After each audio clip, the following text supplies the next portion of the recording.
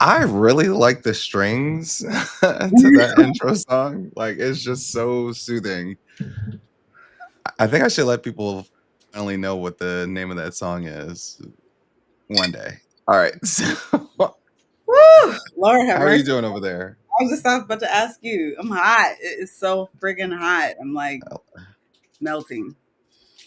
Like, are we like on some Chris Brown "Summer Too Hot" like vibes, or like it's getting hot in her like hot, Like or it's getting hot. I feel like it's gonna get hotter. You know. okay? So current temperature as it stands, I think in the city is 78 degrees or like 80 degrees currently here in It's like Seattle. 98 degrees up in this piece. Okay. Shout out for AC units. a lot Yeah. of a lot of people don't realize, like, like a lot of this heat, like on a consistent basis, is like fairly new to the city.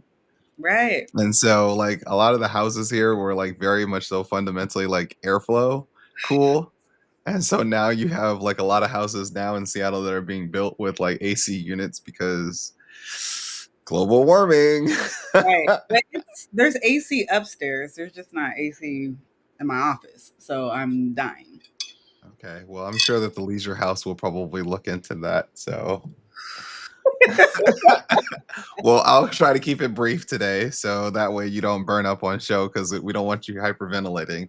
No, I'm So, but speaking of hot, Mark, the market, this last quarter, yeah, despite everything that happened, it had its moments of heat. hold on for a second. I feel like I am causing something major, flagrant, real quick. Before we get into that, what's good, everybody? I'm Mark Monroe, accompanied by my wonderful co-host, co-producer, and co-creator in all things galactic. Give it up for none other than the wonderful. It's Jill and GC, and the place to be, and the place to be right now is hot as heck. So, what does a cousin? It's fine Tuesday.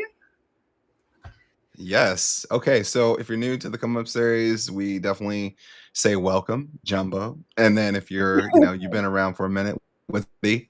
All right. So we got a lot to discuss. As Jolene was getting ready to allude to, like we have a lot that's on our list. And then on top of that, I also posted something on social media where I got to like hear some of your questions and I'll be Oh, able to answer some of those things. So yeah. oh, So you were mentioning something in the sense that we've been red hot for this past quarter, Jolene, yeah. I mean, in the tensions market. have been hot. I think hot and high is what the theme is. So tensions have been hot. Tariffs have been high. It was like around 3% and went up to 13%. Um, and there was threats of even higher than that, three-digit rates. But Hmm. we kind of settled into some things, and I'm looking right here. It says that we have the S&P 500 and the Nasdaq actually made some new highs in this past quarter, and now we're Hmm. in Q3, so we're looking to see what's going to happen. And we know that from past episodes that September is a key area to look out for. Yep. We see that the markets rebounded sharply after all of the April tariff-driven activity, and the Nasdaq is up 18% year to date. So you already know who's been driving that, right? Tech, Yes. obviously. Yes. And Yeah. and speaking of being hot, there we are showing some signs of overheating, and that is probably why, Mark, I feel hot right now, and it's because I am aligned with the market. My own inner. Yeah. So yes. So there's a lot to break down there. Mhm. For example, I mean, if we look at it, like, yeah, as you had mentioned, a lot of and it's not even all of mega cap tech because technically Apple's been underperforming Yes. the overall market. So I think it's been really the AI players and mega cap tech that have been outperforming, pretty much the others. I think that that's been the massive draw to what we've been seeing across the entire board. So, for example, Nvidia knocking on heaven's door. Mhm. Hell, we even saw AMD wake up though that I think that we saw the slide back in the stock due to like I think their Ryzen chips got leaked.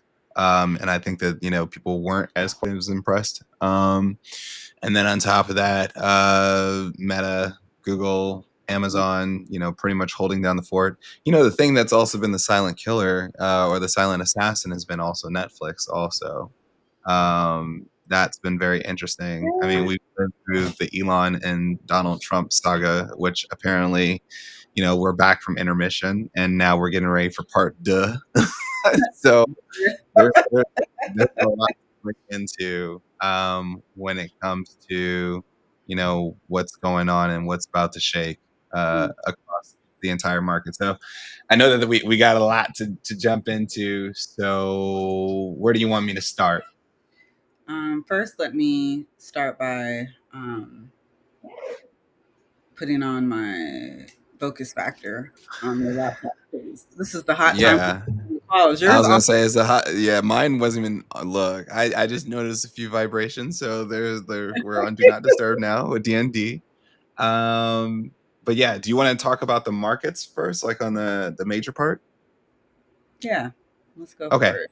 So, and just so that way I like Jolyn produces some pretty dope notes, so I get to look over here to my right. So that way I have a little prompter. So let's see here.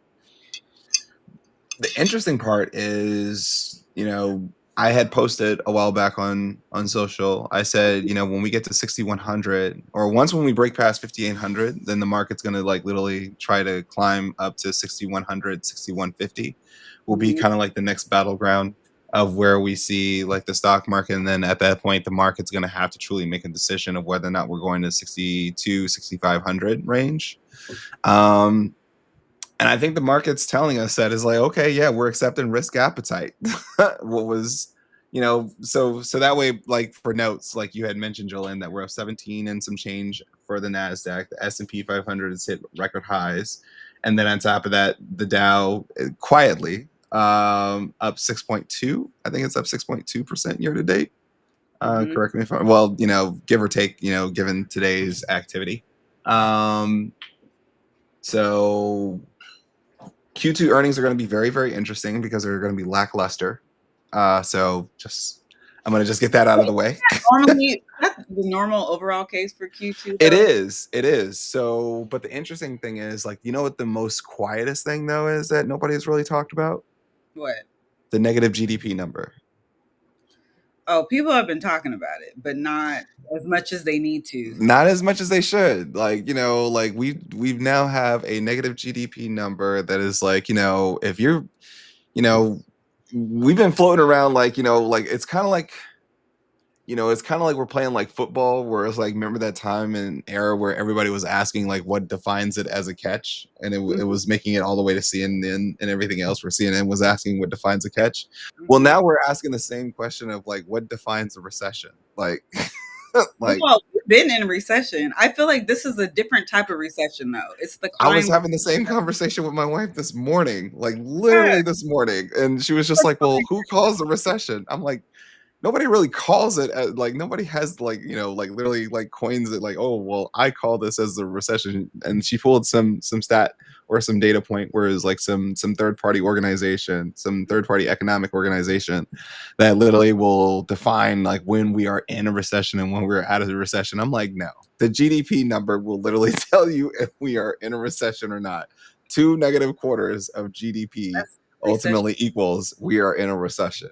So we just got our first negative. So now, all like in the words of All Eyes on Me, look, all eyes on GDP. Uh, and the other interesting part is that nobody's talking about, which actually was news today, Jerome Powell. Brother Jerome, yes. Brother Jerome, he said, look, we could have cut rates had it not been for the policies. It's like, Which is wild to say. It's a wild thing to say, Mark. He was like, well, hey, it could have all been so simple, but but you had to make this hard. Yo, I'm mad that we're out here using lyrics for songs to literally go through like defining the market, but I'm here for it. Let's see how far we can go. Because I just know this. We gonna be all right. We gonna be all right. But Jerome had literally said, look, you out here calling my bluff, you ain't got to lie to kick it. And so pretty right. much he literally just said, look, had it not been for the policies, we probably would have already cut. we've already would have start cutting rates and everything else. And essentially we would have been like, this would have been a whole different conversation. But now here we are. Here we So are. I think that those are some of the data points that essentially that a lot of people aren't really paying attention to. And then I'm actually gonna confessional time, Jolene. I'm actually gonna confess something that I've Okay. never really confessed to anybody on the Come Up series before. And you know it because you've known me for X amount of time of my trading journey. So July is naturally my worst month of trading. Mm-hmm. Like Super. naturally, it never ceases to fail over the 20 something years that I've now been a trader. What is it, 21? Like once you get past 20, I'm starting to realize it all runs together. So I'm gonna just say 20 plus now. Mm-hmm. So in my 20 plus career as a trader, uh, it has never ceased to fail that July, the same month of my birthday, I don't know, I'm just not my numbers are just horrid. My numbers are Mm-hmm. horrid. It's July. It's actually funny. So July and December are my worst months of trading. So But we have. here's the crazy part. Here's the crazy part. Okay. Here's where it gets crazy. This is where it becomes confessional. Oh I give Lord. the dopest advice during that During same that month, time. but Uh-huh. I don't take my own advice. Either that it's either one of two things. Either I'm already in and it's just like, look, it's too I'm late. already here. I'm Yeah. already here. Like I'm already so far gone. Um or essentially like I don't know, maybe the permabull in me just like, look, do it. Keep going, keep going. Well, Mark, now back to but the recession part of all this that we're talking about.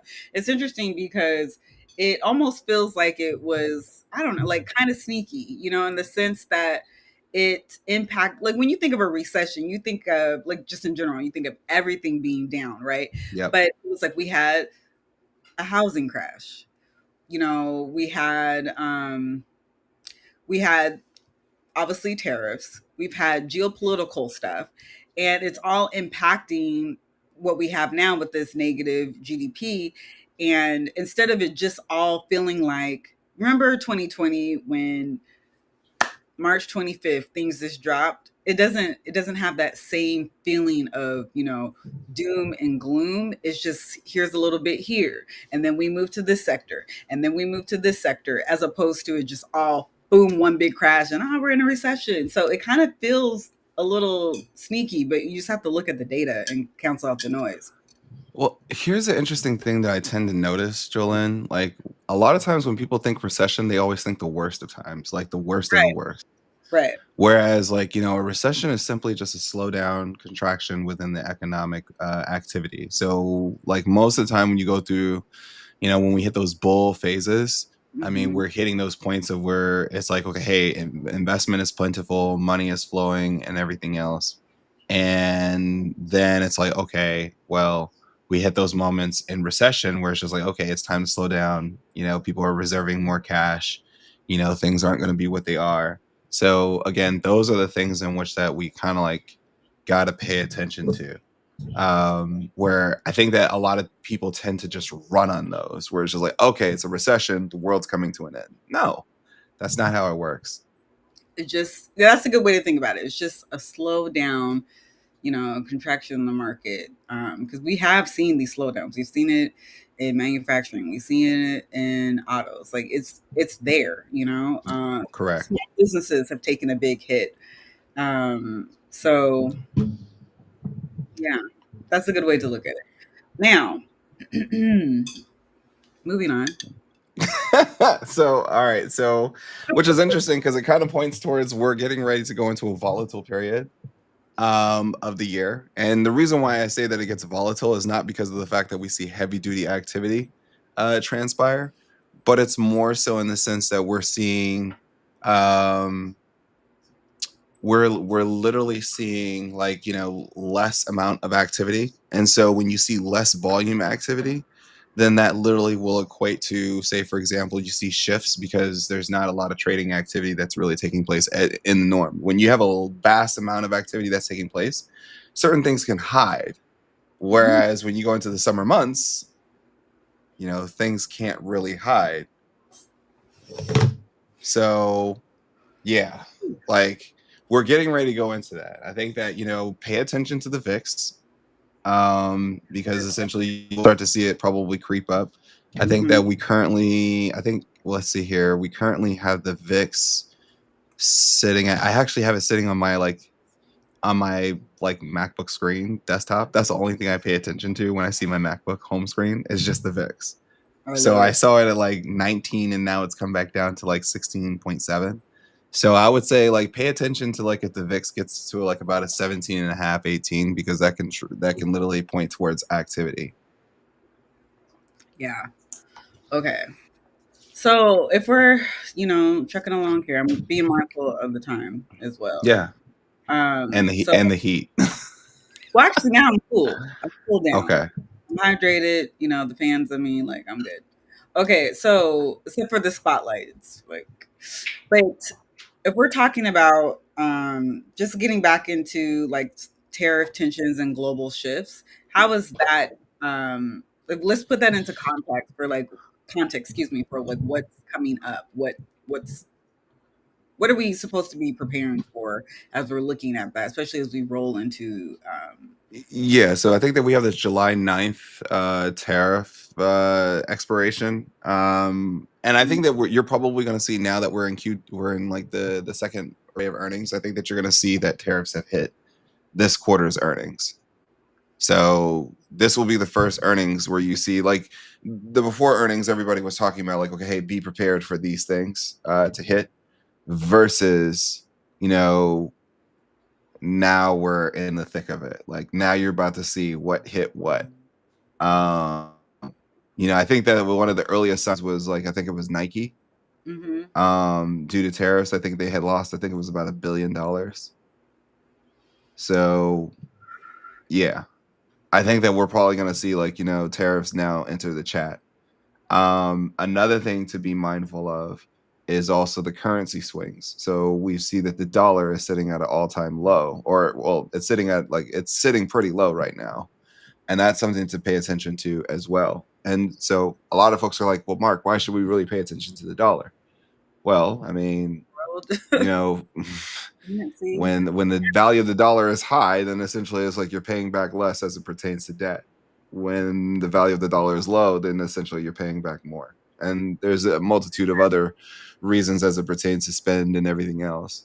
Um, but I would definitely say that there's some cracks in which that you're definitely going to see in this quarter's earnings for sure. You're going to see the impacts of the trade war hit in the earnings print this quarter.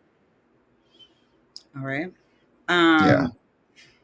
Okay, so you mentioned earlier about some volatility, but can we talk about like what in this context of volatility, what would be a signal versus what is just noise?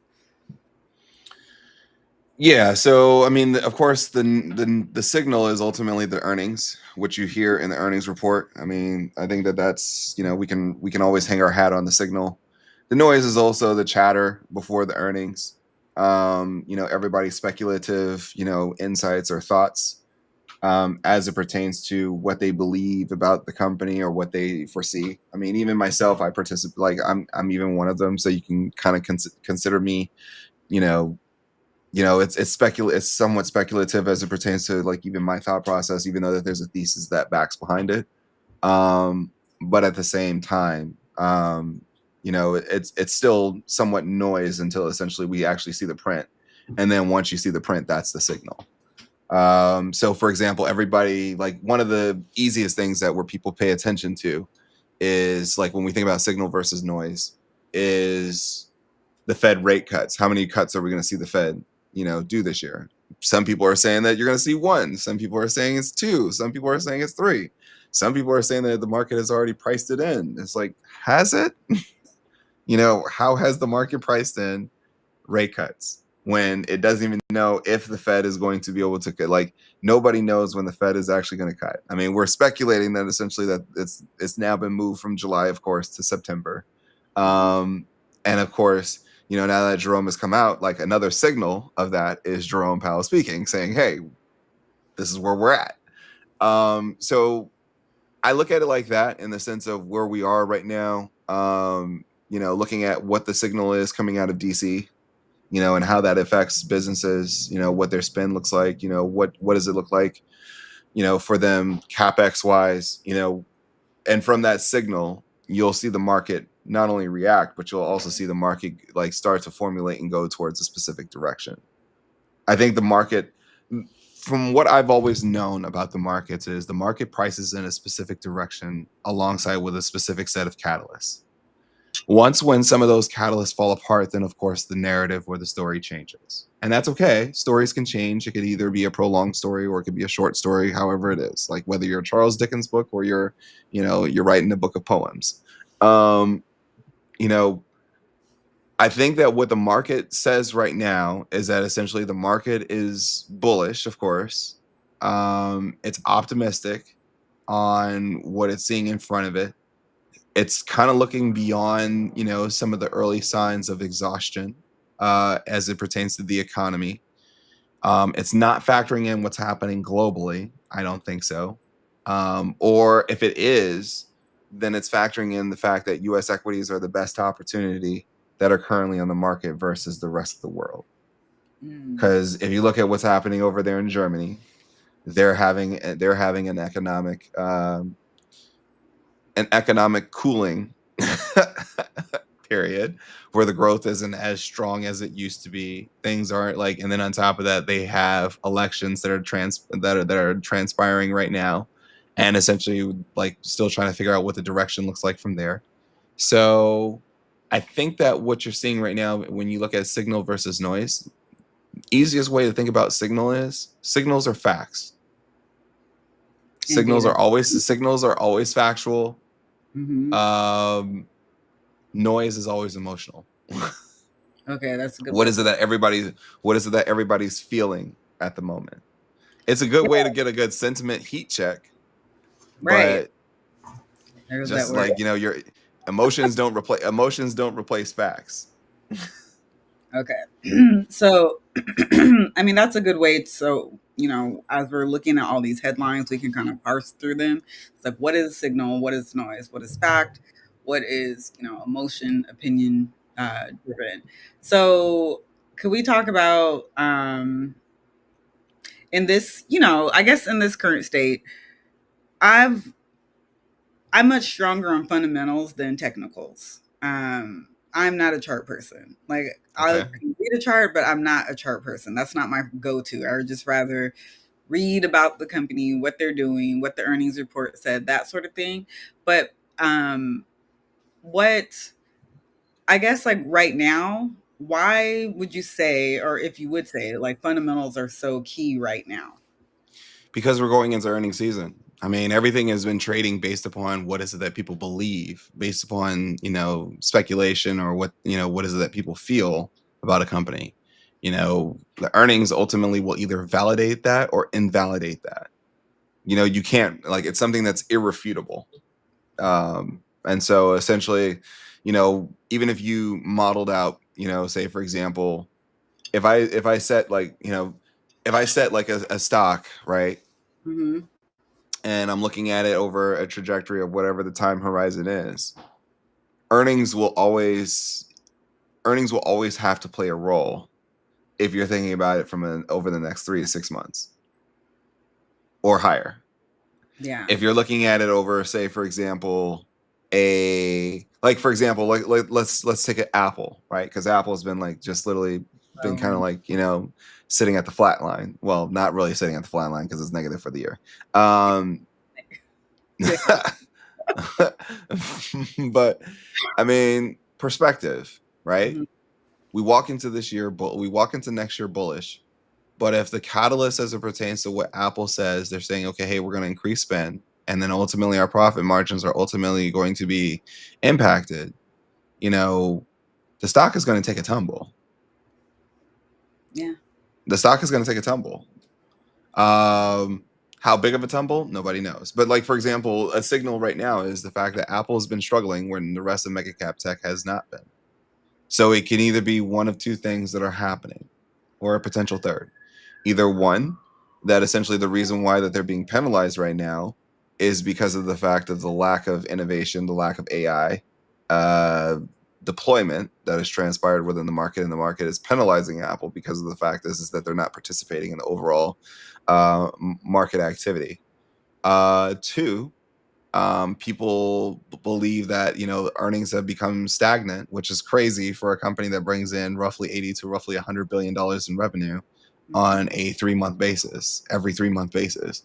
But even then, to that point, the market is definitely like a "what have you done for me lately" scenario. So essentially, you're judged alongside with the rest of your counterparts, which are growth stocks, and at the same token, they're asking, "Where's the growth?"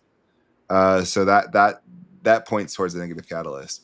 And then three, I mean, it's just like, pretty much it's just the nature of the beast, where it's like, okay, hey, nobody really expects anything big from you this year. The WWDC was very underwhelming, though that there's some, hidden gems in it, but we're not going to really get to see those hidden gems really come to fruition until next year. So if you're a person that's looking at Apple, if you had Apple on your bingo list to be like a top performer for the year, you probably have to scratch this one off, because of the fact is, like, all the signals point to that this just isn't going to be Apple's year. And think about how soon we discovered that was discovered since like really March. And it was literally, the signals got stronger come April, May, and now we sit here in June, and it's like, okay, hey, we're sitting and we all understand why Apple sits in the penalty box for the Well, it's year. July 1st now, so. Well, yeah, now it's July 1st. Shout out. Score. Uh, Anyway, 17 days. In 17 days. Greatness. it's like y'all in 17 days, just if you're trying to keep up. Uh, Okay. So, birthday boy. I mean, we What could turn this into a birthday month. Look, I'm with it. Lord. So when we're thinking about, setting our expectations for this market, and let's just keep it for right now, like in this third quarter, Yep. because the fourth quarter has its own sets of things that we got to take into consideration. But just looking at things from third quarter, we know summertime is, traditionally it's much slower. Investors kind of Hot take as a a mug. right, and they take a break. But after taking that break, we still get to be, in preparation for Q4 Correct. and, some things to come in Q1 of 2026. So, how can we what should we be doing to set realistic expectations right now? And Just trade it, yeah, like, if you're thinking about trading the stock market mhm, during the month of July to, let's say, early September, it's going to be really flatline. It's mhm. going to be really flatline in comparison to like what we just experienced. We just had a massive bull run that literally took us from which would have placed us in a bear market year to like literally like we've been able to pull up in spite of all the things that have transpired that are happening in policy and politics. In spite of, Um, go ahead, call it what it is. yeah. Carry on. So, um, and so I think the thing is, like, moving forth in this month is more so in the sense of, I would say that this is probably just going to be an accumulation quarter. So Okay. if you're buying stock, you're going to look for opportunities to buy. You're going to look for stocks to ultimately cool off. Potentially, we could probably see. I don't know if we're going to see the correction because we already got that this year. I think that Mhm. we could probably see a healthy pullback of about 2.5, maybe 5%, which would give enough capitulation, aka spooking enough people to say, okay, hey, like, I give up, and essentially, like, keep the market honest. Um, and then, of course, the roads prepare for Jerome Powell and the Federal Reserve to do their first rate cut, and probably one of maybe two for 2025, and then essentially prepare the pathway towards next year. But we're gonna have to get through this sticky moment, which is ultimately like going through the process of companies' earnings not being that great this quarter. Some will Mhm. do good. I think that, like, for example, a company like Netflix could have a great quarter. I'm even thinking that Google could probably have a decent quarter, though. That I think that, like, one thing that gives me reason to pause for Google or Alphabet is the fact of the Google search revenue. I think that might come in a little bit light. Um, and so just thinking about those things, Amazon also potentially being impacted as well. So those are the things that I'm looking at as it pertains to, like, that's the reason why I think the feud that we see in part duh between one Mr. Elon Musk and one Mr. Donald Trump. Um, I think that's going to put some pressure on Tesla stock for sure. Of course, you can mention all the other companies in which that, like, that impacts, but ultimately we already know where the cash cometh from. And that comes from Tesla and ultimately fuels a lot of the other initiatives and projects. So I would just be mindful of those things. So, like I said, if you're looking to like literally start, I mean, I would definitely say, like, expect somewhere of a pullback of about 2.5 to roughly 5% in the market, and then essentially, opportunity time for sure. All right, so that's great. So I'm really looking at this at the time right now. So in our moments, you mentioned that there were some questions that people asked you, and then I also want Did to make sure that we on anything AI related that you may have wanted to share, and then we will close it on out. So let's get okay. to So these all of these came from X, because I don't really hang out on Instagram as much anymore. I mean, but who knows? I may get a little bit more active on that and maybe TikTok. I don't know. Um, but like, X is like the place where I currently reside. So someone wait, had asked, Mark, yeah, hold on real quick. It looks like the Senate just passed yeah, they that passed big it. ugly. Yeah, I mean, we knew that was gonna pass. I We mean, knew, but like, oof.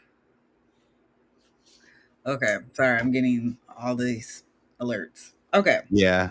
So yeah, we knew that it was gonna pass. When, like, when we started hearing about, like, okay, bringing in the tying vote, and then essentially like making some concessions. So the question is not about whether or not it passes through the Senate, but it's more so in the sense I think it's gonna have to go back to the House because there were some changes that were made there.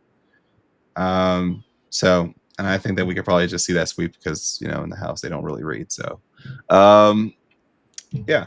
Uh, so speaking of readers, back to these questions that some come up cousins had asked. so Altariq Banks had wrote to me and said, "How will the U.S. win the AI race with China and our energy is far behind?" That's a good question.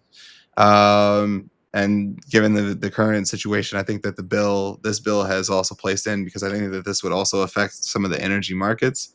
So that's going to be something to watch very, very carefully as it pertains to renewable energy. I think that this administration is very much so drill, baby, drill. I think that that's what they've been saying.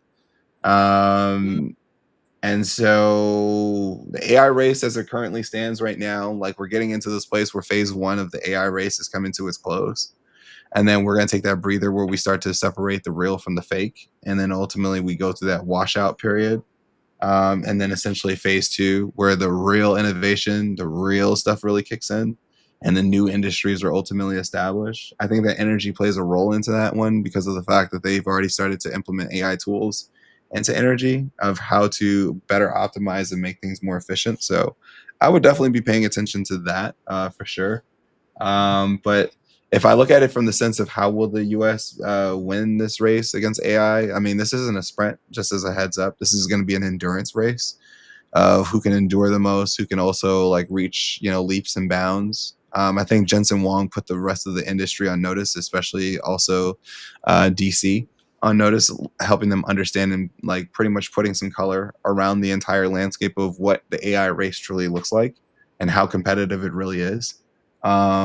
And so I think that ultimately what's going to have to happen is like companies will go through massive increases. But I will say this, man, as people of color, we really need to start showing up in these places and also being able to build in that. I'm putting together the lesson plan for that, Jolene. So don't worry. A new version of executive education is on its horizon. Um, it'll be the School of Innovation. So be on the lookout for that. So given in the sense of what we're sensing with this big beautiful bill, that's going to really draw some questions as it pertains to what the energy generation uh, will look like moving forward, because honestly there's a lot more questions than I have answers. Let's see here. So There was one about Cloudflare. yeah, so I'm scrolling down to that one. So Mike Willis asks, what is Cloudflare's motivation to block AI crawlers? So for those that don't know, like we have what is called web scraping or web crawling, where essentially you can put together some type of algorithm, 9 times out of 10 written in a language called Python, and then that script will ultimately, when it's deployed, it will literally scrape a website or sites of data, and then essentially use that data towards its own, reasons, or like its training or whatever it is. So a lot of companies today are now saying, okay, hey, well, we want to maintain as much control as we want, as we can. And so they're using Cloudflare as a tool in which that it blocks a lot of the AI tools, especially the LLM models, from being able to literally have access to those things, which therein like keeps you from being able to capture that data. So it puts a guardrail around the data. And so, some companies are using the data in itself, especially for some of their business models. Their data is a moat, or user data generation is a moat for them. And so to literally not have that moat then ultimately makes them vulnerable. So that's the reason why they ultimately use Cloudflare. And so Cloudflare's motivation outside of making money is ultimately in the sense of protecting the folks in whom which that, work with them. So that way the data is ultimately protected and guardrailed. So that way you can't capture it. Um, Let's see. Somebody asks, the new bill being passed, and the new bill being passed, and how it affects consumer stocks and the future of America.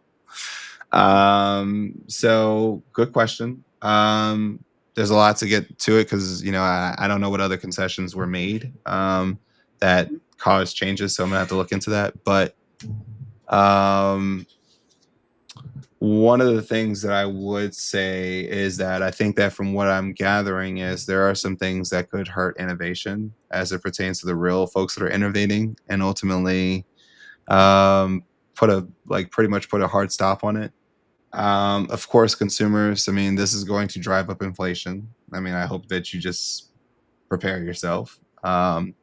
And the last time that we saw this happen, it literally drove up inflation. And then it came, like, here's the thing, and we tend to hear this a lot, like, hey, you did this, you did that. No, but the thing is like, when policy comes into play, it doesn't just impact today. It takes time to like literally filter its way through a system, especially through an American economy. And so you're going to see probably like the typical time that it takes is about 3 to 4 years for that to get through the system. So essentially, you're probably going to see inflation come back hard, probably within the next 3 to 4 years.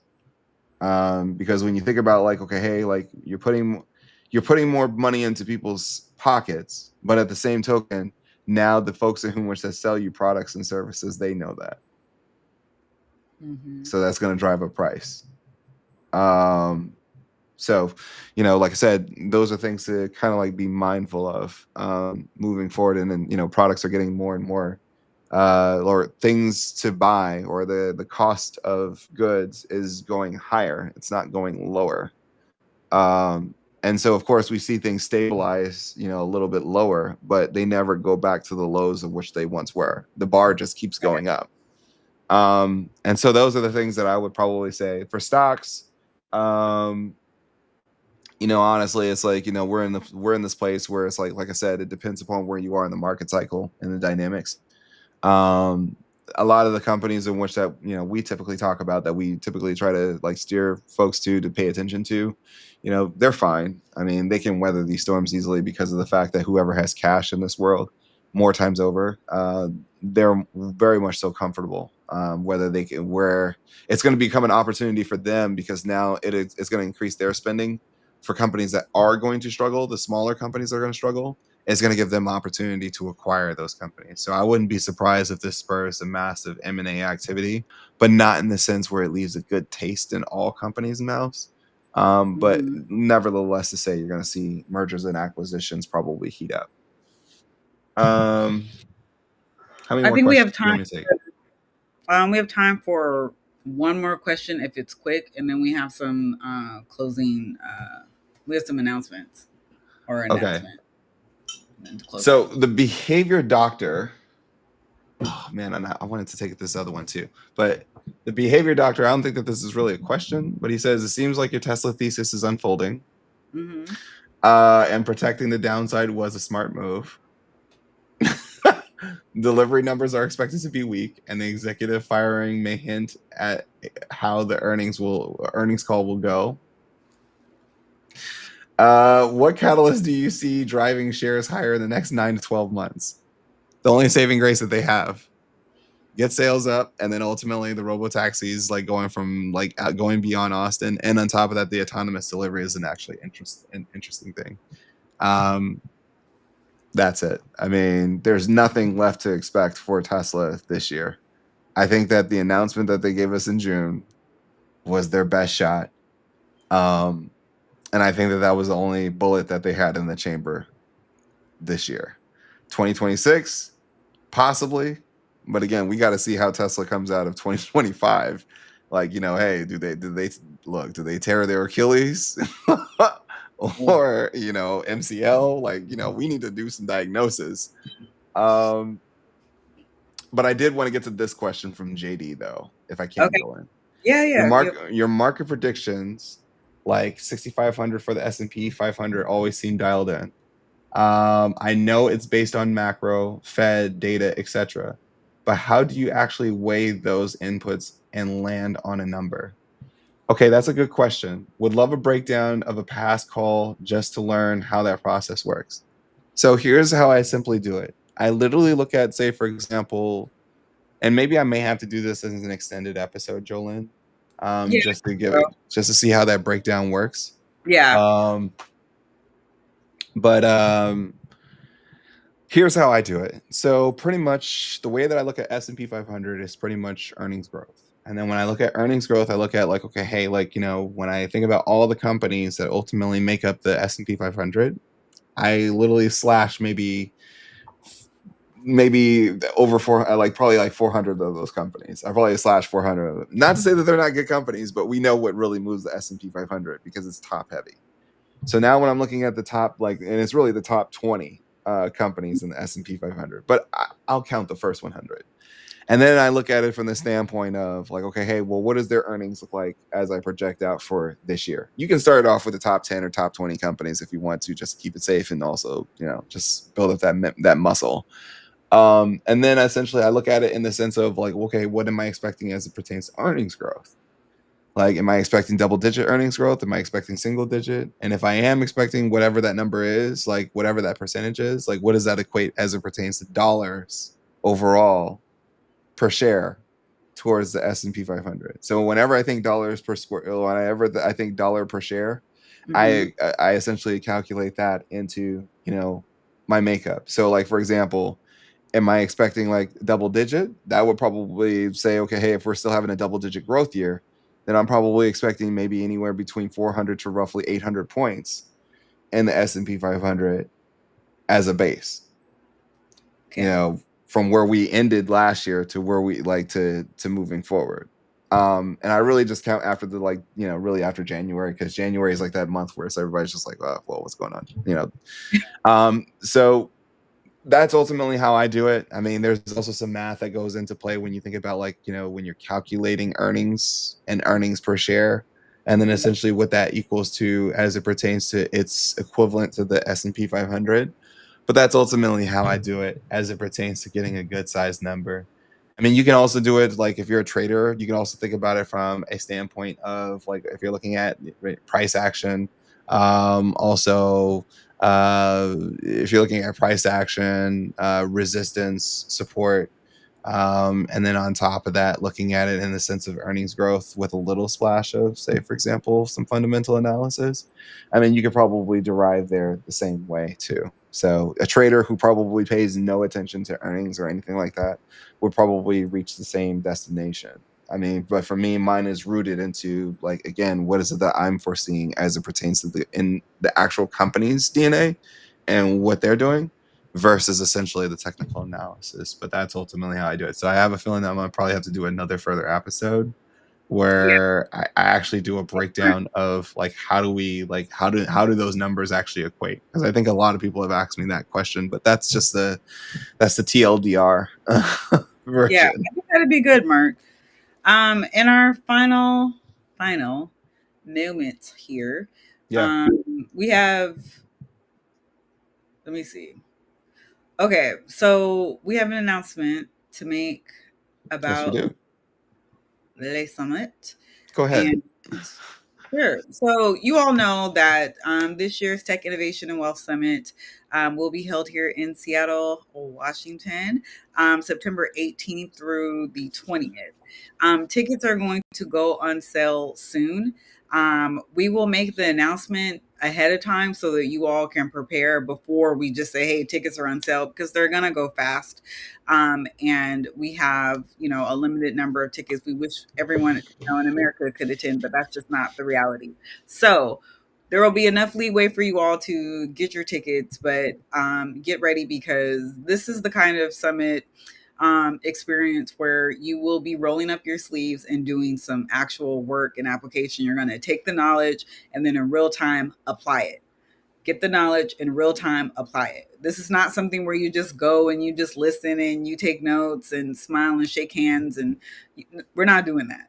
This is actual pencils in hand, pens, whatever you got, marker, whatever. Okay, it's gonna be that type of time. So it may even feel low key like school. It is in September. It is in the fall. So we thought it was appropriate to treat it almost academic. Okay, we have things to do, y'all. We got things to do. So September, get ready.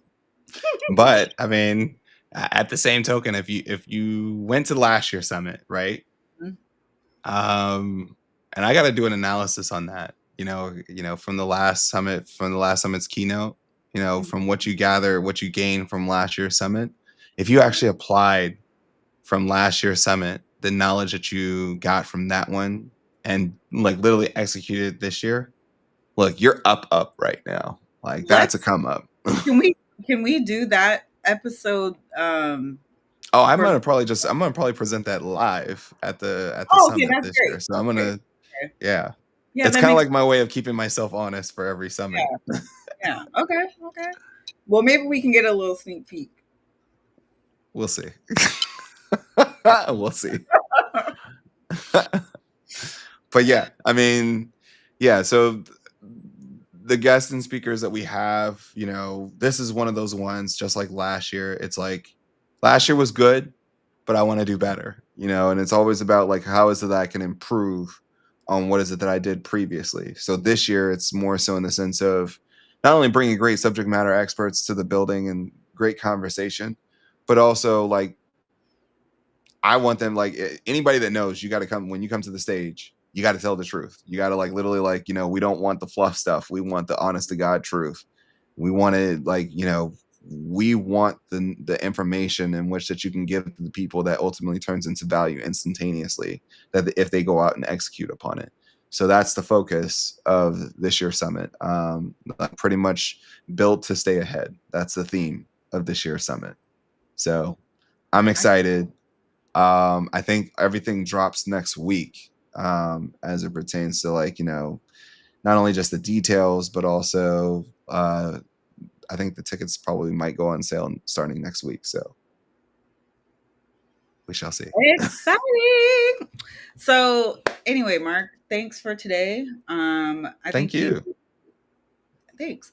I think you provided some good things for us to think about going into Q3. And yeah, I guess we'll be back at it in a couple weeks here. Yeah. Until next time, I'm Mark Monroe. Still NGC in the place to be. And this has been your come up. We shall see y'all in the next go round. Be safe, y'all. Be cool out there because I know that the weather is a little crazy. But yeah, we'll catch y'all in the next one. Peace, y'all.